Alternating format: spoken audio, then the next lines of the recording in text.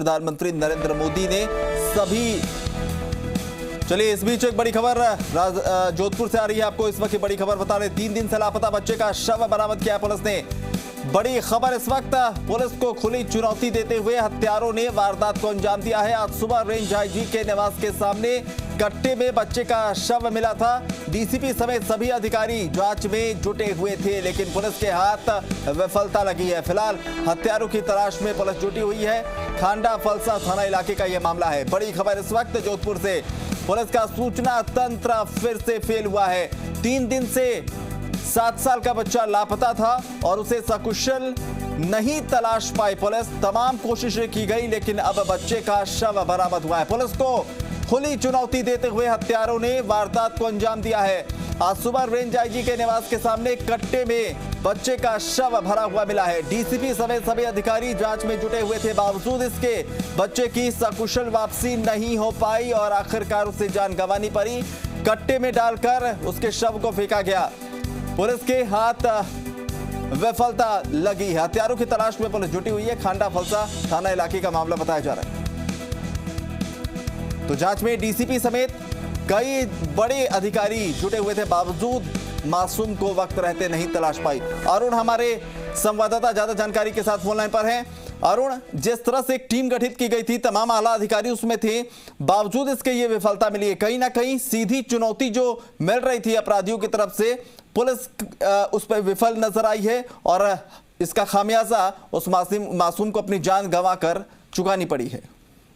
बिल्कुल, इसमें कोई दो राय नहीं है। जोधपुर में पिछले दिनों से अपराधियों के हौसले काफी बुलंद होते दिखाई दे रहे हैं। जिस तरह से दिन दहाड़े फायरिंग होती है, अपराधी पुलिस के ऊपर फायरिंग कर देते हैं, और अब ये मामला जो अपहरण का होने के साथ साथ जिस तरह से उस बालक का शव मिला मासूम का, सुबह आईजी बंगले के सामने जिस तरह से बोरी में शव को फेंक कर गए थे, तो ये खुली चुनौती एक तरह से पुलिस के लिए।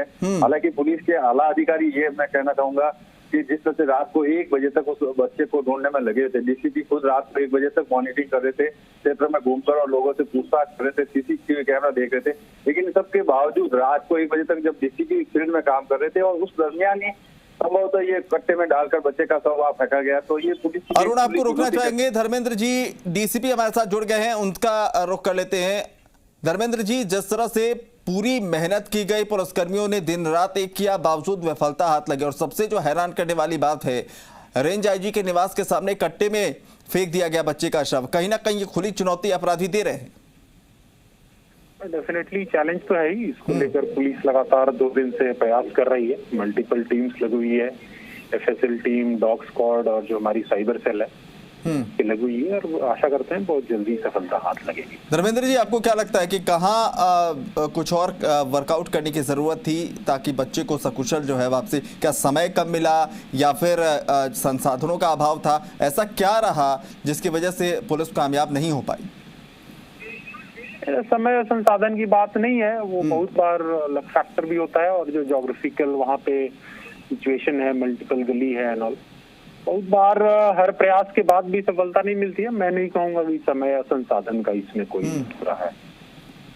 तो जिस तरह से अपराधी जो है एक तरफ तो वारदातों को अंजाम दे रहे हैं, दूसरी तरफ अब स्थिति ये हो गई है कि बेखौफ होकर चुनौती पेश करने लगे हैं, तो क्या आपको लगता है कि पुलिस को ऐसे मामलों में कुछ अपने कार्यशैली को और मजबूत बनाने की जरूरत है, ताकि जो अपराधी चुनौती पेश कर रहे हैं उन तक पहुंचा जा सके, एक नजीर पेश की जा सके, ताकि दूसरे अपराधी ऐसा करने के पहले 100 बार सोचे?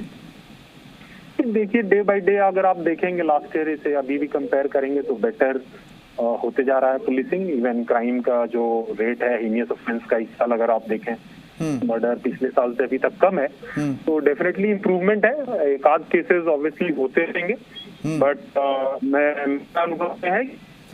धर्मेंद्र जी, पुलिस कर्मियों के लिए एकाध केस है, लेकिन जिसने अपने बच्चे को खोया है उसके लिए ये एकाध केस की बात नहीं है। कहीं ना कहीं उसका भरोसा टूटा है और उसे पूरा भरोसा था कि पुलिस जो है सकुशल बरामदगी कर लेगी, लेकिन कहीं ना कहीं उस परिवार के बारे में भी सोचना होगा।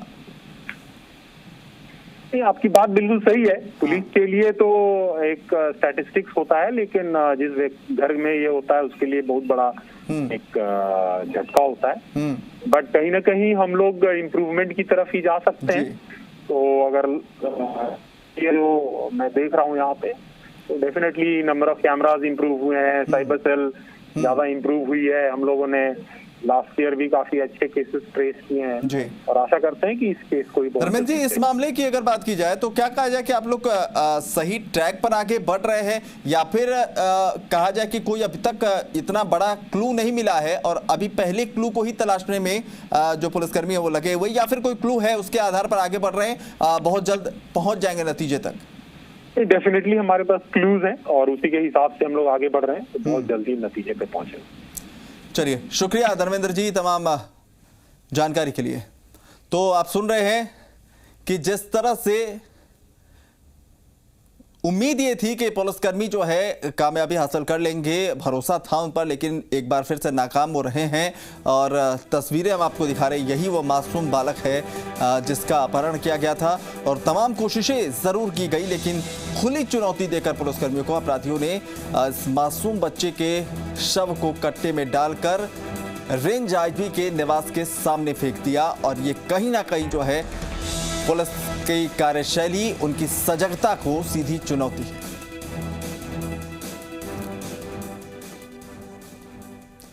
चलिए, तो फिलहाल इस बुलेटिन में इतना ही।